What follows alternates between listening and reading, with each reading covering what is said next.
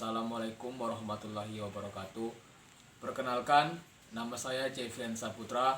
Saya dari Prodi Teknologi Produksi Tanaman Perkebunan Politeknik Kelapa Sawit Citra Widya Edukasi. Di sini saya akan menjelaskan tentang materi dari cara menghitung jarak tanaman kelapa sawit secara optimal. Tanaman kelapa sawit merupakan tanaman yang primadona bagi sebagian orang yang ingin berwirausaha di bidang perkebunan. Namun terkadang banyak sekali perbedaan yang sangat mencolok antara perkebunan yang dikelola secara profesional dan perkebunan rakyat. Produktivitas tanaman kelapa sawit akan selalu dibatasi oleh beberapa faktor, yaitu faktor dari alam dan faktor dari usaha budidaya tanaman tersebut. Salah satu usaha budidaya yang dapat mengurangi faktor pembatas alam tersebut adalah dengan cara mengatur jarak tanaman. Usaha ini berusaha menciptakan kondisi iklim mikro yang mendekati sesuai dengan kebutuhan tanaman. Tujuan utama pengaturan pola tanaman dengan jarak tanaman kelapa sawit adalah: yang pertama, untuk memaksimalkan pertumbuhan tanaman. Yang kedua, agar tidak terjadi persaingan dalam mendapatkan air, nutrisi, dan sinar matahari. Faktor lainnya seperti intensitas cahaya, kualitas, dan lamanya penyinaran matahari merupakan salah satu faktor yang berpengaruh terhadap pertumbuhan morfologis tanaman. Tanaman yang terlindungi pertumbuhannya akan meninggi atau etiolasi. Habitatnya rendah, lemah, dan jumlah daunnya sedikit, dan bunga betinanya berkurang.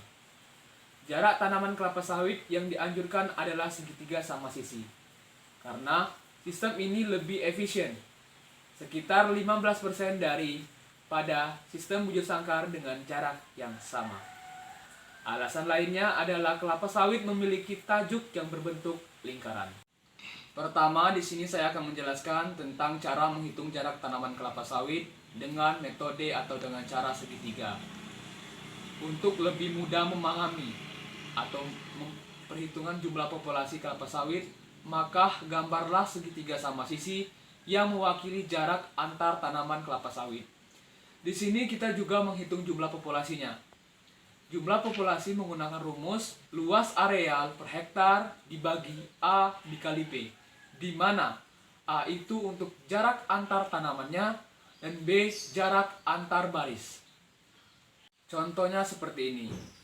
Diketahui luas areal 1 hektar, jarak antar tanam 9 meter, dan jarak antar baris 7,79 meter. Jadi untuk mengetahui jumlah populasi di perkebunan tersebut menggunakan rumus yang saya jelaskan tadi, luas areal per hektar dibagi A dikali B. Kita masukkan saja. Luas areal yang saya sebutkan tadi adalah 1 hektar, berarti 10.000 meter persegi, dibagi dengan A jarak antar tanaman 9 meter dikali B jarak antar baris 7,79 meter. Didapatlah hasil jumlah populasi dalam perkebunan tersebut adalah 143 tanaman. Selanjutnya di sini saya menggunakan metode yang kedua. Metode kedua adalah metode bujur sangkar. Perhitungannya sama dengan tanaman yang punya sistem pertanaman segi empat, yaitu jumlah populasinya menggunakan rumus luas areal per hektar dibagi jumlah jarak tanaman. Contoh, suatu area perkebunan memiliki 1 hektar luas arealnya. Jarak antar tanamannya adalah 9 kali 9 meter. Jadi kita masukkan saja 1 hektar sama dengan 10.000 meter persegi dibagi jarak antar tanaman, yaitu 9 kali 9. Didapatlah hasil 123. Dari kedua metode yang saya sampaikan tadi, disimpulkan bahwa dari perhitungan di atas, tentunya sistem segitiga sama sisi lebih menguntungkan karena jumlah populasi yang lebih banyak. Selain itu, dalam hal persaingan terutama cahaya matahari, tentunya sistem segitiga lebih unggul karena tajuk tidak saling menutupi.